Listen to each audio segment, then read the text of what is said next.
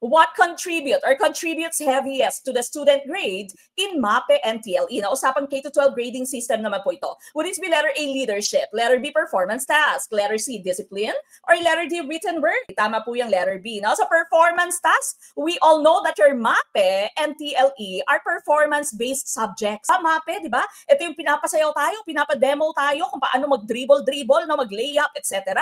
TLE naman, yung cooking, pananahi, may pagmamartilyo, pagmi-makeup, etc. Okay, so letter B is the right choice for this one. So balikan lamang po natin yung ating weight of components for our grades 1 to 10 for the K-12.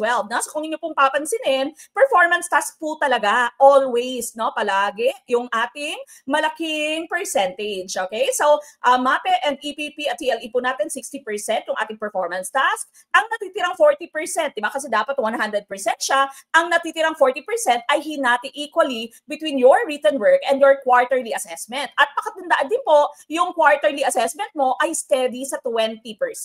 Okay? So 20% all throughout. For science and math, ang ating pong performance task at ang ating written work ay may parehas na percentage. Languages, AP, ESP, 50% for your performance task, 30% for your written work, and of course, steady sa 20% yung ating quarterly assessment.